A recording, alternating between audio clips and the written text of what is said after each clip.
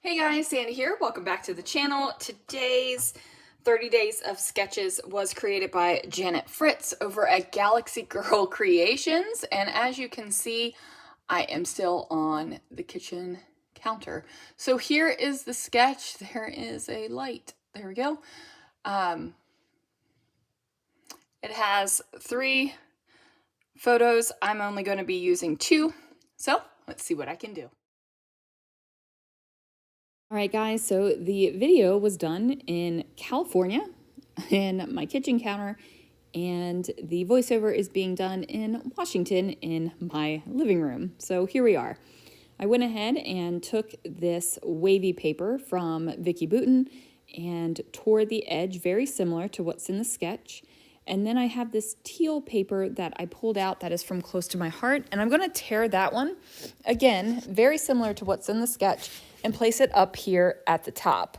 So if you are new to my channel, normally my lighting and such is much better than this, but we are in middle of a cross-state move, so can't say cross-country, been there, done that already, but you know, moving over here as well. So in Janet's sketch, she did have 3 photos, and I like the idea of having 3 photos.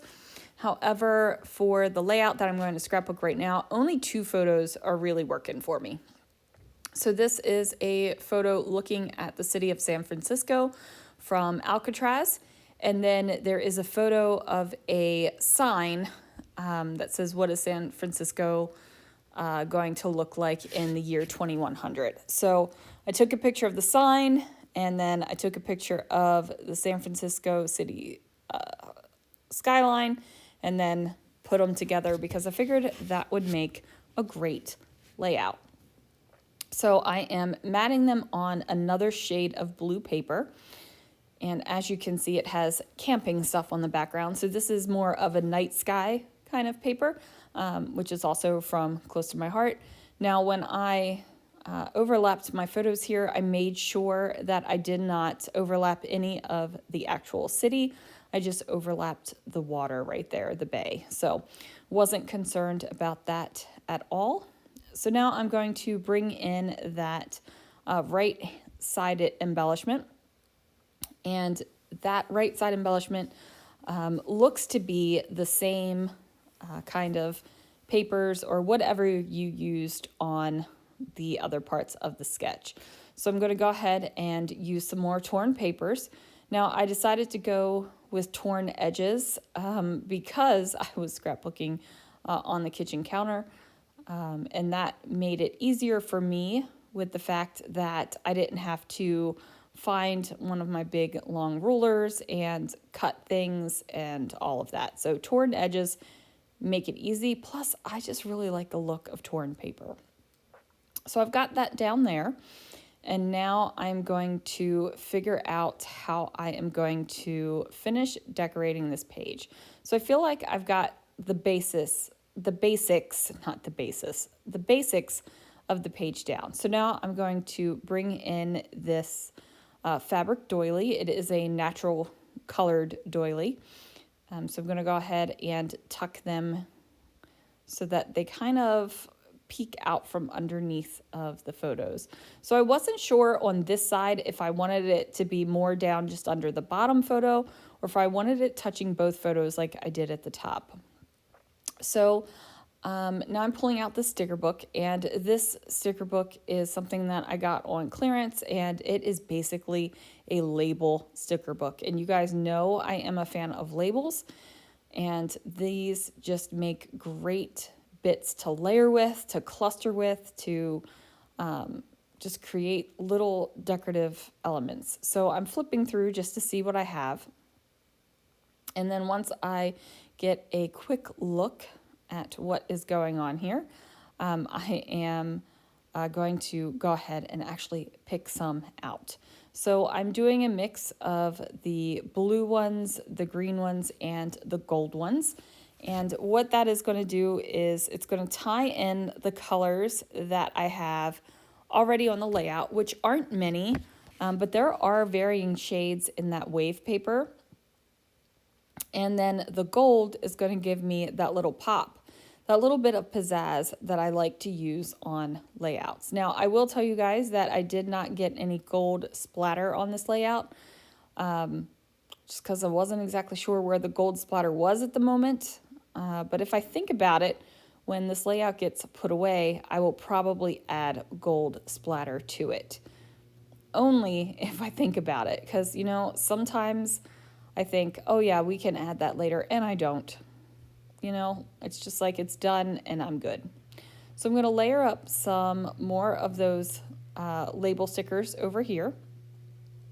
And then as you can see, I'm also going to bring in some of the heart ones. And what that is going to do is just give my layout a little bit of like different shapes. So everything is very circular or square / rectangular, right? Like even my torn edges feel circular or rectangular. So I want to put in the hearts because that is going to give me a variety of shape.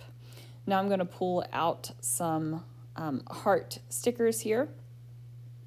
And these are solid color stickers. I'm just going to layer those up. Again, everything is very flat on this page.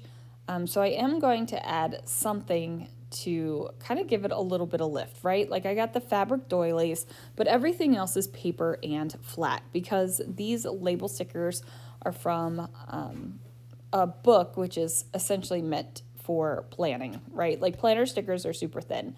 And I thought I was going to bring in some bows because, you know, fabric is good to add. I like fabric on my layouts. And I'm trying out some different kind of embellishments I have. Like I have these chipboard stickers.